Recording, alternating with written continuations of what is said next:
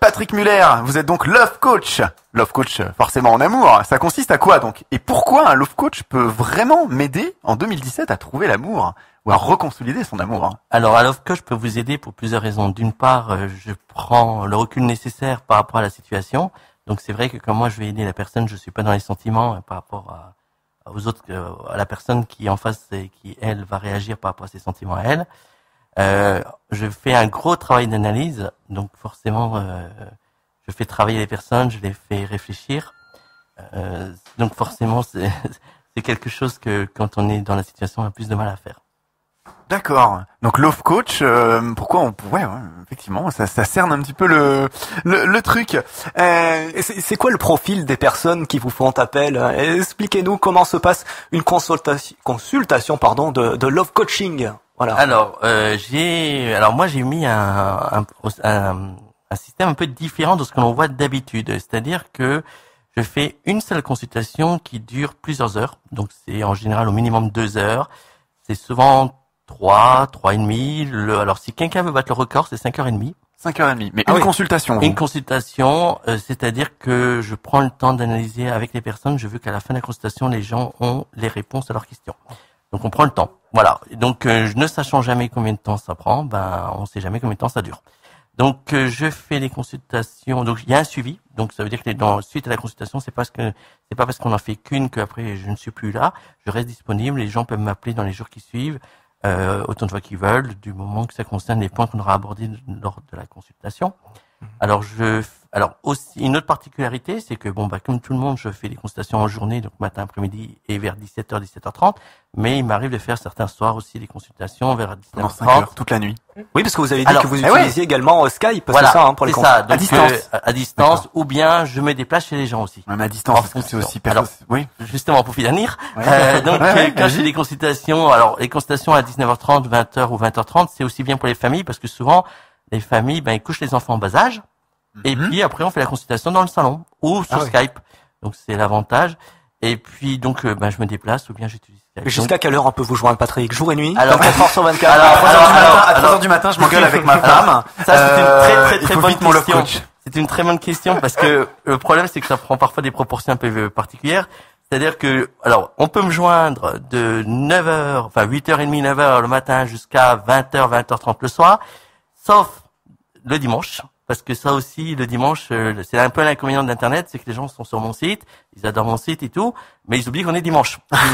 Justement, parce qu'ils ont le temps de se pencher avec leur femme, leur mari. Alors, par contre, il faut pas hésiter à m'écrire un mail, mais si c'est possible de ne pas m'appeler le dimanche, ça serait cool, ou bien accepter de me laisser un message sur le répondeur, quoi, parce que je peux pas, je veux bien dépanner les gens comme aux urgences, urgences et tout ça. Il faut avoir le sens du business, Patrick. Oui, bien sûr, mais business 24/24. Il faut doubler le prix de la consultation le dimanche. À la rigueur, ça pourrait être une idée. Bon, après il travaille 7 jours sur 7, Patrick. C'est ça. Il faut que je souffle un peu quand même, même si j'adore mon métier. Donc du coup, pour revenir un petit peu à la question que Johan vous a posée, donc est-ce qu'il y a un profil type de personnes qui vous consultent? Alors, un profil type, c'est vraiment toujours le même type de couple en détresse. Non, ça peut aussi être les personnes seules, parce qu'on peut faire le point sur sa vie sentimentale à tout moment dans sa vie. Un jour, une cliente m'a dit, Patrick, c'est comme le dentiste, il faudrait y aller au moins 1 fois par an. Moi, je dirais 2-3 fois dans la vie, ça serait déjà très bien. Donc, pour les célibataires, c'est un bon moment pour eux de faire le point sur leur vie sentimentale, d'analyser le pourquoi les relations se sont terminées et comment ils peuvent rencontrer la bonne personne par la suite. Pour les couples, c'est le moment quand, en fait, je suis souvent le dernier recours. Parfois, le rendez-vous pour le divorce a déjà été pris, pour l'avocat a déjà été pris. On veut absolument essayer de voir si on peut encore sauver le couple, d'où viennent les problèmes. Et c'est justement l'intérêt de faire des longues consultations de plusieurs heures, c'est qu'on prend le temps d'analyser la situation. Et comme j'en fais qu'une, ça dure pas sur plusieurs semaines. Les gens, à la fin de la consultation, ils savent ce qu'ils doivent faire. Ah oui, d'accord. Oui, parce que tout est résumé sur une consultation. Tout à fait. Justement, donc, comment ça se découpe cette consultation? Vous commencez? Je commence. Le but du jeu, donc, dans un premier temps, je vais poser pas mal de questions afin de comprendre la situation, de savoir ce qui s'est passé. Les personnes font un premier travail de réflexion. Après, je vais donner un état des lieux de la situation au départ. Voilà, c'est ça. Exactement. Donc après, j'explique ce qui se passe dans le comportement des personnes. Il faut savoir que Je prends un exemple. Une personne qui est dépendante affective, qui a besoin d'affection, qui a constamment besoin que son partenaire ou sa partenaire lui dise je t'aime, lui envoie des SMS, qui peut ne pas supporter les retards. Jaloux aussi ou jalouse? Non, ça c'est une autre, ça va une autre chose, okay. Une autre cause. Voilà. Quelqu'un qui a besoin en permanence d'un... Voilà, je vais essayer de trouver avec cette personne l'origine de son comportement. Et parce que son partenaire ou sa partenaire subit ce comportement, cette surdemande d'affection. Et ça peut être, vous essayez d'analyser en fait d'où ça vient, voilà, un problème affectif d'enfance. Voilà, je sais pas, exactement. Donc, par exemple, ça peut venir d'un divorce des parents qui s'est mal passé. D'accord, qui a été donc, mal vécu. La personne a eu l'impression d'être délaissée par soit son père, soit sa mère. Et après, pour ne pas revivre cet événement-là, va être en surdemande d'affection pour être rassuré, pour être sûr que son partenaire, sa partenaire ne l'abandonnera pas de nouveau. Enfin, pas de nouveau, mais ne pas revivre ce qu'elle a vécu étant jeune. Et dans cet exemple-là, par exemple, quand vous avez mis le doigt dessus et que vous ouvrez les yeux à la personne, qu'est-ce qui se passe? Ça s'améliore? Alors derrière après, il y a un travail que je qualifierais de nettoyage à faire. Donc là, ça dépend. Il y a plusieurs types de travail. Donc ça va dépendre donc là, je propose des solutions en fonction de la situation et on regarde. Après, la personne, il faut déjà que la personne ait aussi envie de travailler sur ses problèmes ou pas. Et en fonction de ses envies, je vais adapter le travail. D'accord. Ok, très structuré. Voilà, d'où l'intérêt de prendre vraiment le temps d'analyser la situation. Voilà. On va rentrer un petit peu plus dans oui, on va rigoler sujet, un peu là. Voilà, on va parler des consultations, comment ça se passe, ok. Alors, je suis... Voilà. On va rigoler, on va voir. C'est pas à titre personnel, je précise que je pose les questions quand même. Hein. Je préfère préciser quand même. Mais bon, on sait jamais, ça peut servir. Alors, je suis dans la rue ou dans une soirée, comment dois-je m'y prendre pour aborder une personne qui me plaît là? Qu'est-ce que je dois faire? Alors là, on aborde un point... coach ou pas, non? Voilà, là on aborde un point un peu différent, c'est qu'il y a des coachs en séduction qui sont très bons pour ça. Moi, je suis coach donc pour couple, c'est-à-dire que j'aide les personnes à régler leurs problèmes, à analyser les comportements, à comprendre pourquoi il y a des ruptures et tout ça. Allez, par exemple, je suis timide, par exemple, j'ose pas aborder les personnes. Comment vous êtes timide? On va chercher pourquoi vous êtes timide, parce que vous n'êtes pas né timide, vous êtes devenu timide. Donc là, ça va être intéressant. Et c'est justement ce que quand je disais avant que avec les célibataires, on va analyser les comportements des personnes et on va essayer de voir les causes et qu'est-ce qu'ils peuvent faire pour aller mieux. Maintenant, dans la rue comme ça.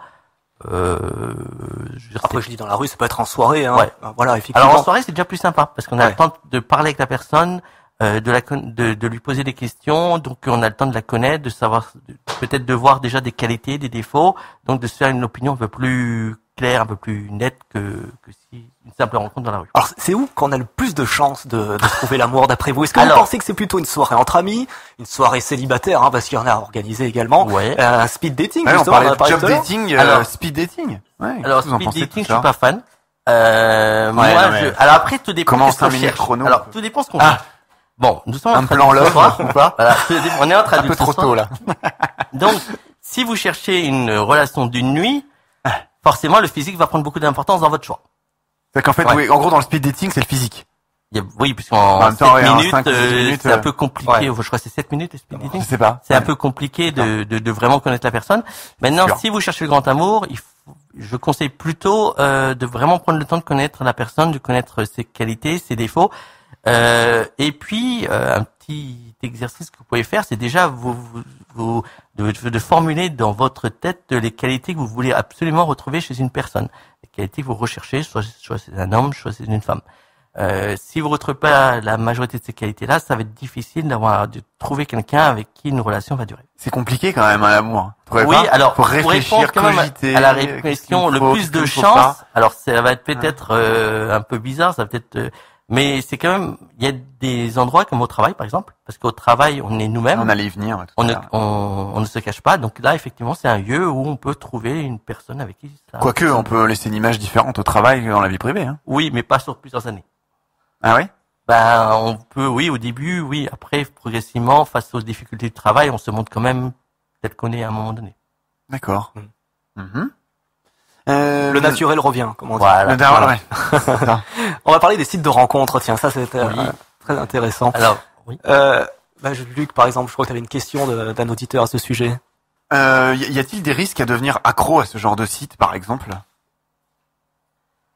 Alors, les sites de rencontres, il y en a plusieurs types. Alors, vous avez, il y a vraiment des sites qui sont spécialisés. Bon, déjà, est-ce que vous pensez que c'est quelque chose de sérieux? Voilà. Est-ce qu'on peut vraiment trouver l'âme sœur? Ou est-ce qu'il faut complètement éviter ce genre de pratique? Pour l'âme sœur, donc là, on parle de l'histoire qui dure. C'est pas le meilleur moyen, mais c'est possible. Je m'explique. C'est-à-dire que le problème des sites de rencontres, c'est que on focalise beaucoup sur le physique, la photo, et que on va être très amoureux dès qu'on voit une photo qui nous plaît. Je schématise, mais c'est un peu l'idée, quoi. Et le problème, c'est que c'est pas la photo qui va faire durer le couple. Ouais, mais après, voilà. il y a le profil aussi, avec des affinités. Ouais, donc en fait, alors déjà, vous pouvez mettre dans votre profil des qualités que vous recherchez. Donc ça, c'est un bon moyen aussi de faire une première sélection. Et puis vraiment de prendre le temps de connaître la personne. Donc faut la rencontrer. Alors, la rencontrer éventuellement, de correspondre avec elle, de lui téléphoner. Mais plus vous prenez le temps, plus ça match. Donc plus vous avez des chances. L'avantage ici des rencontres, c'est que vous avez un panel de personnes à votre disposition. Donc ça, c'est l'avantage. L'inconvénient, c'est que ça va trop vite. Ah. Vous aviez dit tout à l'heure que vous étiez passionné de photos, c'est bien ça? Oui. Eh bien justement, on va parler de la photo de profil, tiens, sur les sites de rencontres. Comment dois-je m'y prendre pour que mon profil, pour qu'il y ait je mette toutes mes chances de mon côté, en fait, hein? Quelle photo je dois mettre? Comment? Une retouche par un graphiste. Est-ce que les retouches, est-ce que c'est vraiment quelque chose de bien? Est-ce que je dois me montrer au naturel? Un peu le torse dénudé? Pour un homme. Attention, Johan. Quand même. Pour qui vais-je t'emportes? Pour qui vais-je passer dans cette émission? J'ai envie de dire, je ne sais pas. Moi, j'ai envie de dire, on rejoint un peu ce que disait notre coach en travail, c'est-à-dire qu'il faut être remarquable. C'est-à-dire que pareil en amour. Il faut dégager. Alors, j'ai envie de dire, il faut dégager l'image que l'on est. L'image que l'on est. Il faut pas tricher. Ben, c'est comme pour les jobs. Il faut pas s'inventer des jobs qui n'existent pas, qu'on n'a pas eu, qu'on n'a pas. Plus vous êtes honnête, plus vous avez des chances que la personne en face de vous va s'intéresser à vous, puisqu'elle n'aura chaque fois qu'elle va connaître tout ce qu'elle va connaître progressivement, tout ce qu'elle va connaître de vous va correspondre avec ce qu'elle connaît déjà de vous entièrement. Donc chaque fois, il n'y a pas de mauvaise surprise, quoi. Il faut éviter les mauvaises surprises. Donc ça sert à rien de mettre une photo d'une star internationale ou de chercher sur internet une photo d'une fille ou d'un homme qui est physiquement attrayante, faire croire. Si pour après on va se retrouver face à la personne et qu'on se dit bon bah ça le fait pas, quoi. Donc ça c'est plutôt pour les arnaques d'amour, les arnaques en ligne. Voilà, donc dans les pays d'Afrique où ils essaient d'arnaquer des gens. Encore une fois, on est là ce soir pour parler du grand amour. Voilà. Alors pour parler du grand amour, c'est vraiment l'honnêteté qui marche, quoi. Une photo naturelle, tout simplement. Voilà. Alors, après, ça ne veut pas dire qu'il ne faut pas se mettre sur son plus beau profil, hein, mais le naturel l'emporte toujours. Et comment discerner quelqu'un qui cherche l'amour et celui qui cherche le coup d'un soir? C'est difficile, en fait. C'est une bonne question. Très compliqué, je pense. Et en plus, ça peut aussi se reporter en fait, il y a un moyen assez simple. La personne qui cherche le coup d'un soir est très pressée. Je pense que c'est au bout de quelques mots, qu'on comprend. Voilà. Quelques phrases, quelqu'un qui est capable d'attendre 2, 3, 4 semaines avant pas avant la première rencontre, mais avant la première relation sexuelle, est déjà un peu plus motivé pour prendre son temps parce qu'en général, le coup du soir, la personne est très pressée. C'est une histoire de quelques heures. C'est-à-dire la personne veut, comme elle dit, elle veut le coup du soir. Donc forcément, elle veut pas attendre, quoi. Est-ce que par exemple dans des couples que vous voyez, ça arrive dans des consultations de love coaching qu'un des deux passe du temps sur des sites comme ça de rencontres pour chercher des coups d'un soir? Pas plus tard que jeudi, jeudi hier soir. Non, mercredi soir. L'homme a avoué avoir. Alors je sais pas si j'aurais donné le nom du site. Je sais pas. Enfin, en tout cas, un site pornographique qui commence par YOU. Voilà.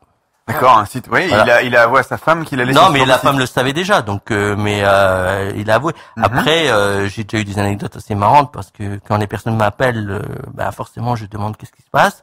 L'homme m'avait sorti quelques disputes. On a des problèmes de communication. Quand j'ai eu la femme au téléphone, elle m'a dit, il arrête pas de regarder du porno, il arrête pas de penser à lui, voilà. Donc, parfois on a des versions très différentes, quoi. Mais ça, vous le cernez de suite. Enfin, la femme vous explique ce qui se passe et oui. Est-ce que vous arrivez à faire quelque chose dans ce genre de situation? On arrive toujours à faire quelque chose.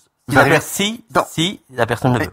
Une question intéressante, dans toutes vos consultations de love coaching, quel est, on va dire, un pourcentage de succès de love coaching? Je sais pas, on improvise la question en direct, donc faut qu'on en parle. C'est une très bonne question parce que.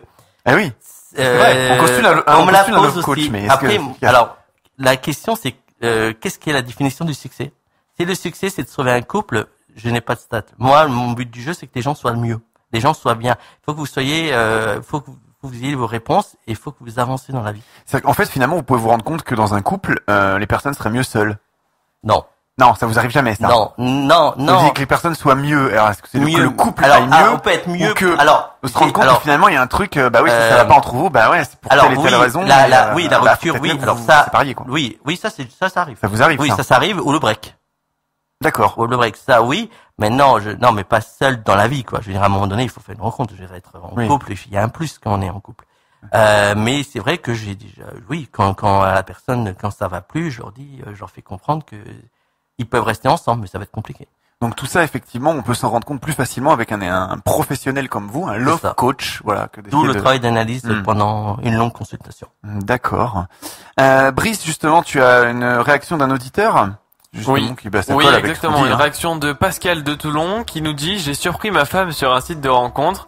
Comment dois-je réagir? Comment lui en parler? Car je me pose beaucoup de questions. Oui, on disait un homme, pourquoi pas une femme? Comment réagir? La question c'est qu'est-ce qu'elle cherche? Parce qu'en fait, il y a infidélité. Pourquoi? L'infidélité n'a jamais, la sexualité n'est pas l'origine de l'infidélité. Les personnes qui sont infidèles, soit elles ont besoin de se rassurer, donc elle va collectionner plusieurs personnes, et dès que la personne est séduite, le défi est atteint, donc il passe à une autre personne. Ou alors la personne va chercher un manque parce que elle a un gros besoin d'affection, un gros besoin de parler, un gros besoin de communiquer, et son conjoint ou sa conjointe ne lui donne pas, d'après lui ou d'après elle, ce qu'elle attend. Donc, elle va chercher ailleurs pour combler ce gros besoin. Donc, ce serait intéressant pour l'auditeur qu'il essaye de voir qu'est-ce qu'elle cherche, parce que c'est sûrement pas sexuel, il y a sûrement autre chose derrière. D'accord. Pour vous, c'est pas d'accord. Et ça serait la même chose si c'était l'inverse. Tout à fait. Voilà, tout à fait. Un homme qui va sur le site. Pour revenir dans mon exemple, une personne qui a un gros besoin d'affection, j'ai eu des exemples où la femme va accoucher, elle est enceinte, elle accouche, elle s'occupe forcément du bébé, donc elle a moins de temps pour le conjoint ayant son besoin d'affection, il a été infidèle. Justement, les enfants, ça éloigne ou pas? Vous le voyez dans les couples? Les enfants, ça éloigne le couple? Là encore, ça dépend du couple. S'il y a une bonne communication, la colonne vertébrale d'un couple, c'est la communication. S'il y a une bonne communication, on peut passer à travers beaucoup de choses. La com, très important. Exactement. Parler, beaucoup discuter. Beaucoup parler. C'est pas la sexualité, la colonne vertébrale d'un couple, c'est la communication. La sexualité est importante si elle est harmonieuse, mais c'est pas la sexualité qui fait tenir le couple. D'accord. On va marquer une courte pause, un petit jingle de quelques secondes, et puis on revient dans quelques instants avec notre Love Coach. Réagissez et commentez nos sujets d'actualité en rejoignant notre page Facebook Faut qu'on en parle. Faut qu'on en parle, c'est le talk show qui aborde des sujets qui vous concernent. Faut qu'on en parle, c'est également sur le web. Retrouvez toute l'actu de votre émission ainsi que nos enquêtes en replay sur fautquonenparle.fr. C'est quoi vos conseils pour entretenir la flamme, ou alors peut-être pour relancer un couple? Si on parle de relancer un couple, c'est qu'il y a quelque chose qui va pas. Oui, forcément. Déjà, à la base, est-ce que quand un vase est fissuré ou cassé, comme on dit, est-ce qu'on peut vraiment le réparer ou est-ce que c'est foutu? Recoller le morceau. Non, tout dépend il y a des personnes qui pensent que leur relation est terminée, alors qu'en réalité, il n'y a pas de problème de couple. Il y a des problèmes qui sont à l'origine. C'est-à-dire que, comme je disais avant, je reprends mon exemple de problème d'affection. La personne, si elle a un manque d'affection, c'est pas le couple n'est pas responsable, c'est pas la relation qui est responsable, c'est le problème qui est issu de l'enfance de la personne qui a des répercussions dans la vie de couple. Donc justement, si en analysant ça, en différenciant les problèmes liés à la relation et les problèmes liés au vécu de chacun, que l'on permet de savoir si on peut sauver le couple ou pas. Si c'est des problèmes liés au vécu de chacun, on peut sauver le couple parce que la relation n'est absolument pas responsable. De quelle manière? En nettoyant les problèmes en question. Nettoyer, c'est un terme que vous avez utilisé à plusieurs reprises. Alors après, il y a différentes méthodes. C'est-à-dire, vous pouvez utiliser, vous pouvez aller chez un psy, vous pouvez faire de l'hypnose. Il y a plusieurs moyens de nettoyer, mais il faut identifier. Oui, parce qu'un love coach n'est pas un psy, justement. Non. Il vous aide à identifier. Voilà, à identifier, à faire le lien entre l'origine du problème et les répercussions dans le présent. Et donc, il faut identifier le problème. Il faut que la personne a envie de traiter son problème. Parce qu'on peut très bien dire, je reste comme je suis très bien, j'estime que je suis très bien, et voilà. Et donc donc après il faut, comme dit, nettoyer. Donc après il y a plusieurs solutions et les gens vont choisir en fonction de leurs envies. Et alors, c'est là où ça devient tout intéressant, c'est que si la personne change, quel est l'impact sur la relation, comment va réagir le conjoint ou la conjointe, et si la personne ne change pas, idem, même question. Mais est-ce qu'on change vraiment? Oui. Les gens arrivent à changer complètement? Oui, bien sûr. On dit souvent qu'on ne change jamais. Vous savez, quand vous avez vécu, on peut s'améliorer. J'ai souvent entendu dire ça. On peut pas supprimer les problèmes liés à l'enfance, mais on peut les diminuer. Donc, par exemple, je reprends encore mon exemple de l'affection liée au divorce. Le traumatisme lié au divorce des parents, si par la suite le traumatisme est moins fort dans le présent, la personne va être moins en demande d'affection. Ça veut pas dire qu'elle va plus être en demande, mais elle va être moins en demande. Est-ce que ça va convenir au conjoint ou à la conjointe? Voilà. Donc c'est là aussi où il y a toute la notion de respect. Est-ce qu'il faut faire des efforts? Est-ce qu'il faut pas faire d'efforts? Est-ce que voilà. Oui, et puis si on change. Oui, Mylène, vas-y. Moi j'ai une question. On entend souvent les opposés s'attirent ou qui se ressemblent s'assemblent. Mais alors dans ce cas-là, qu'est-ce qu'il faut choisir? Parce que si quelqu'un a un manque d'affection et l'autre n'en donne pas, qu'est-ce qui marche le mieux en fait? Faut trouver quelqu'un qui nous ressemble ou quelqu'un qui nous ressemble pas? Les deux. Je m'explique. C'est-à-dire que le couple qui va durer, ils ont la même philosophie de vie. Et après, de toute manière, personne n'est exactement pareil. Donc, vous êtes forcément complémentaires dans quelque chose. Donc, déjà à la base, on parle d'un homme et d'une femme. Donc, déjà, un homme et une femme n'ont pas les mêmes priorités, les mêmes critères.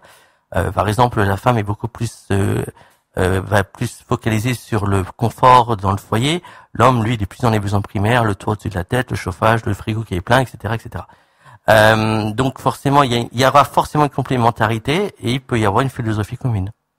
Exemple, 2 personnes qui adorent faire du sport, 2 personnes qui adorent voyager, 2 personnes qui sont dans la remise en question, qui se connaissent à une même activité, à un même lieu de travail, qui ont la même manière de voir les choses. En fait, il faut trouver quelque chose de commun.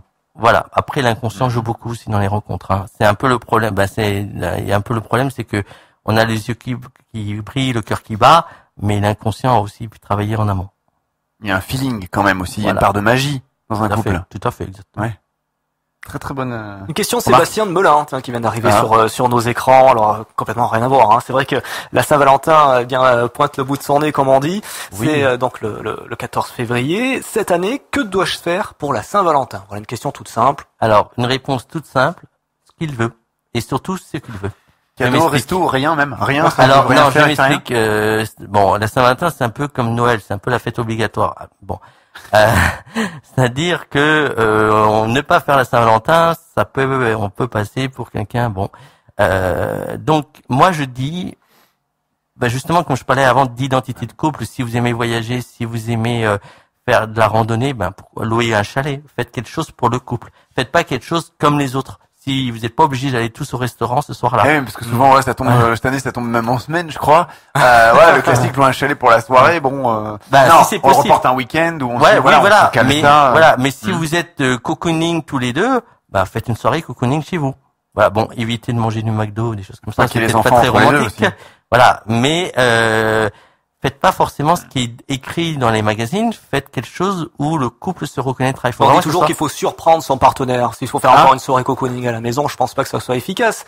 Tu sors les bougies, la table, les nappes. Même pas besoin d'attendre la Saint-Valentin pour ça. Oui, c'est vrai aussi. Vous savez que j'apprends à des couples à se donner du temps pour le couple, à se donner aussi, et j'apprends aux gens à se donner du temps pour eux. La femme, quand elle élève les enfants, quand elle s'occupe quand elle est salariée et qu'elle s'occupe du mari, il reste plus beaucoup de temps pour elle.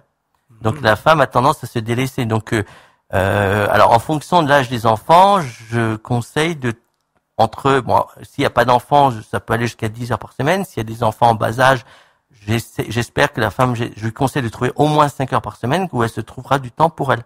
L'homme, il a plus de facilité. Alors sans rentrer dans les clichés du match de foot ou des soirées au bar, l'homme aura plus de facilité à se trouver du temps pour lui. Et après, il faut aussi que le couple a du temps pour lui. Alors, quand je dis 5 heures ou 10 heures, c'est par semaine. Hein. Et après, il faut aussi que le couple a du temps pour lui, ensemble, sans les enfants. Alors, un conseil, c'est par exemple, un soir, de ne pas manger avec les enfants, de manger après les enfants, quand les enfants sont au lit. D'accord. Voilà, pour revivre cette période de séduction. Mais cette période de séduction, c'est très difficile de l'inclure dans le quotidien. C'est vrai que quand on est dans le quotidien, c'est très compliqué quand même. Honnêtement, le cliché métro, boulot, dodo, mais c'est ça, quoi. C'est ça. Arrive à les enfants. Quand il y a les enfants, c'est encore pire. Tout à fait. Donc c'est vrai que j'essaye. Alors parfois, dans la consultation, on prend vraiment l'emploi du temps de chacun et on essaie de caser du temps. D'accord. Voilà. Ok. C'est un conseil. C'est un conseil. D'accord. Luc, est-il assez tard pour poser cette question? Hein? Faut qu'on en parle. Ouais, on en parle dans quelques instants, on marque une pause? Dans quelques instants. Allez, à tout de suite sur votre radio, c'est Faut qu'on en parle, on revient dans quelques... Faut qu'on en parle, votre talk show interactif sur des sujets qui vous concernent. Présenté par Luc et Johan en direct. Et oui, on est en direct, Luc. Hein. C'est depuis notre nouveau studio d'ailleurs, Festival Méditerranée, Sun Media Production, que nous avons le plaisir d'être Michel aussi parmi vous ce soir, de vous retrouver pour ce nouveau numéro de votre magazine Faut qu'on en parle. Amour, santé, travail 2017 en avant-toute. Et nous sommes sur votre radio, merci d'être parmi nous. On est un petit peu partout en France. On est Toulon, à Auxerre, dans la Touraine, Château-Renaud, on est aussi sur Cannes, on est aussi sur Toulon, on est aussi Melun, en région parisienne, 91, tout ça, enfin voilà, il y a un peu partout. Et puis toutes les radios aussi que vous pouvez nous retrouver en différé, vous avez la liste des radios participantes sur le site fautquonenparle.fr et un salut également aux web radios. Oui. Et on revient dans notre partie amour avec notre love coach. On va la poser cette question finalement. Vas-y, lâche-toi, c'est Faut qu'on en parle. Pourquoi moi? Faut qu'on en parle. Sérieux, mais c'est ah oui, d'accord, c'était rose. Ah ok. On est en direct. Comment faire pour entretenir la libido dans un couple? Patrick, notre love coach. Une idée? Oui. Tu disais que le sexe n'avait pas l'air important tout à l'heure. Non, j'ai pas dit que c'est pas important. J'ai dit que c'est pas le sexe qui fait durer le couple, mais il faut une harmonie. C'est sûr que si l'un on a envie 3 fois par jour et l'autre 3 fois par mois, ça va pas le faire. Ça va être compliqué la sexualité. En plus, on entend souvent dire que les femmes, moins elles font l'acte et moins elles ont envie. Ça, c'est un cliché faux, c'est un cliché. Ah, c'est un cliché, ça? Ouais. D'accord. Ça veut pas dire. Ok. Mais, en fait, il faut une harmonie, parce que bon, c'est vrai que les besoins sexuels, c'est important. Mais ce que je veux dire par là, c'est que un couple qui a une très très bonne harmonie sexuelle, où tout se passe bien, c'est pas forcément un couple qui dure. C'est ça que je voulais dire avant. Et par contre, la communication peut être un vecteur qui peut faire durer le couple, voilà. Mais il peut y avoir des couples aussi qui restent ensemble pour ça. Pardon? J'ai des exemples en tête, des gens que je connais, voilà, ils restent ensemble depuis des années, uniquement pour ça. Ça doit être frustrant en journée. Ouais, je sais pas, enfin après... Après, ils peuvent aussi le faire en journée, mais si en dehors de la sexualité, qu'est-ce qui reste de la vie de couple? Alors là, aucune idée, faudrait leur demander. Ouais, oui, pas c'est bizarre, mais ils s'entendent bien là-dessus, et du coup ils restent ensemble. Oui. Maintenant, ils ont voulu divorcer plusieurs fois. Hein, oui, comme quoi. Ils ont voulu divorcer plusieurs fois. Oui, non, effectivement. Comme quoi. Mais ouais, effectivement. Voilà. Donc, comme quoi, c'est pas la sexualité qui fait que le couple va bien. Ouais, mais c'est un plus. Alors bon, pour relancer la libido, relancer la libido, ça veut dire qu'il y a un problème de libido. L'entretenir. Ouais, ou aller l'entretenir. Remettre le petit piment. Alors moi, franchement, il faut pas qu'il y ait de tabou, il faut pas avoir peur d'en parler. Ça veut pas dire qu'il faut tout essayer. Il faut essayer ce qu'on a envie d'essayer. Mais il faut pas avoir peur d'en parler. Et puis aujourd'hui, on a accès à toutes les sexualités possibles et imaginables par Internet, à la télé ou que sais-je. Donc, ne pas hésiter à en parler. Alors, soit le partenaire ou la partenaire dira non, soit elle dira oui. Et dans ce cas-là, il faut essayer. Mais franchement, il faut qu'il y ait une libre communication pour la sexualité entre deux personnes. La communication. C'est ça, c'est ce qui revient souvent. C'est le mot communication, mais ça, Patrick nous l'a dit. Effectivement, ça vous est déjà arrivé, vous, de conseiller des couples lors de vos consultations sur la libido? Je ne fais pas d'exercice pratique. Non, je doute, ou des exemples, non, mais sans aller jusque-là. Non, mais attendez, c'est peut-être là, vous devriez essayer ça ou ça, après, ça va vous rebooster. Oui, la sexualité est un sujet qui revient de temps en temps. C'est un sujet qui doit revenir dans les consultations. Après, il est clair que quand les couples me consultent, il y a forcément des problèmes de couple. Donc c'est sûr que quand vous avez des disputes quotidiennement, ou voire plusieurs fois par jour, ou 3-4 fois par semaine, il y en a un des deux souvent qui a pas envie. Voilà. Mais ça, c'est pas un problème sexuel, c'est parce que l'ambiance n'y est pas, quoi. Voilà. Donc, c'est vrai que, des problèmes purement sexuels, alors je suis pas médecin non plus, hein. Donc, là aussi, j'ai mes limites professionnelles. Et, non, mais dans quel cadre vous arrivez à intervenir, à parler effectivement des problèmes sexuels? Non, mais on peut en parler. En fait, souvent, les personnes me disent, ben voilà, j'ai pas envie, et on va essayer de voir pourquoi, si c'est lié à la situation actuelle ou pas. Est-ce que ça vous arrive par exemple d'avoir des couples qui vous appellent, qui vous contactent, qui disent voilà Patrick, je voudrais une consultation avec vous parce que j'ai des problèmes de sexe dans mon couple, et finalement vous vous rendez compte que c'est autre chose, c'est plus profond que ça? Voilà, bah ça c'est souvent le cas. C'est souvent le cas parce que vous disiez que le sexe effectivement n'est pas c'est souvent, enfin, en dehors des problèmes purement physiques, la face chez un médecin, sortie de l'iceberg, on va dire, c'est ça? C'est ça. C'est ce qu'on voit, et en fait, on gratte en dessous. Bah, en général, on commence toujours la discussion par, il y a des disputes, on a un problème de communication, et éventuellement, il y a plus d'envie sexuelle. Et quand on a un couple qui se dispute jamais, c'est bon ou c'est pas bon, comme signe? Alors, ça dépend s'il y a de la communication ou pas. Toujours la même chose. Toujours la com. Si elle la com, c'est bon. Ça veut dire qu'ils sont capables de parler entre eux de manière correcte, sans que l'un élève le ton. Donc c'est très très très très bien, mais c'est très très très rare. D'accord. Okay. Voilà. Mais après, j'ai donc des disputes, problèmes de communication, infidélité et malheureusement parfois violence physique ou violence psychologique. On peut parler des ex, Johan, peut-être? Peut-être intéressant? Oui, écoute, pourquoi pas? Je pense tout le temps pour toi, hein. Écoute, j'ai eu la question pour moi, maintenant tu poses ta question pour toi. Ouais, je me suis senti concerné, là, tout le monde m'a regardé, tout le monde s'est retourné vers moi. Je sais pas, en fait. Alors, je pense tout le temps à mon ex, je n'arrive pas à me projeter avec quelqu'un d'autre. Comment dois-je faire pour tourner cette fameuse page, en fait? Bon, comment il tourne la page, Et là, d'où la question, la fameuse question de la grosse tendance du moment, faut-il récupérer son ex? Eh oui. Ah oui, voilà. C'est ça. Donc, c'est pas interdit. C'est moi personnellement, j'aide des personnes à répondre à cette question lors de mes consultations, mais attention danger. C'est-à-dire que récupérer son ex, vous tapez ça dans votre moteur de recherche préféré et vous verrez que vous allez tomber sur des sites qui vous proposent des jolies petites recettes bien magiques. Et là, attention parce que c'est des recettes qui vous apportent pas grand-chose. C'est dans une période de désarroi, je pense, à ce moment-là, quand on vient de se faire plaquer. En fait, c'est même plus que du désarroi. Souvent, les personnes sont au niveau émotivité, ont une très forte émotivité, donc ils sont très très sensibles. Et c'est quand on est ému on est plus enclin à acheter. Donc, quand vous avez des sites où les gens vous proposent ce que j'appelle des recettes de cuisine, parce qu'en fait derrière il y a rien d'autre que quelques conseils. Pas du tout adapté à votre situation. Ou alors le cliché, le Mamadou qui vous vous savez, le truc appelle Mamadou, il va revenir ton ex et tout. Oui, voilà, là on est en plein dans l'arnaque là. Voilà, là c'est l'arnaque complète, mais vous avez ça existe malheureusement, c'est des gens qui en profitent. Oui, c'est raccord avec ce que vous dites. Voilà. Après, il y a des gens qui vous diront vous allez voir sur internet de faire la fameuse pause, de plus parler à son ex. Pour le but du jeu, c'est de la faire revenir. Le problème, c'est que... Alors là, on prend dans le cadre, effectivement, où c'est la personne qui s'est fait plaquer. Oui, mais c'est toujours la personne qui est plaquée, qui veut récupérer son ex, parce que c'est elle qui est malheureuse. Oui. Donc 99% des cas, c'est elle qui est malheureuse.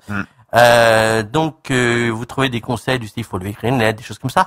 Sauf que il y a aucune analyse de fait. Par exemple, la fameuse pause, l'ex peut être très content qu'il y ait une pause. Elle va dire, enfin, il ou elle a compris que c'est fini.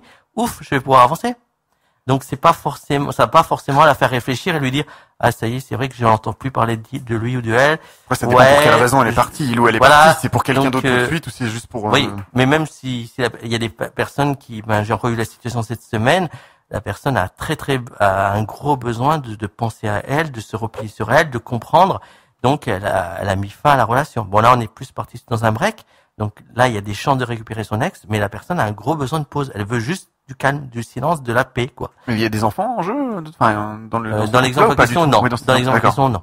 Ouais, enfin, si, la femme a un enfant, mais c'est d'une première relation. Oui, ça n'a rien à voir avec la relation. Oui, parce que c'est compliqué, effectivement, alors, dans ces cas de figure. Les breaks, ça peut être compliqué. Parfois, effectivement, là aussi, on s'amuse dans la consultation à essayer de voir si l'un peut retourner chez ses parents, s'il y a possibilité d'avoir un d'autre appart. Oui, parfois on va vraiment dans les budgets, on essaie de voir qu'est-ce qu'on peut faire et tout ça.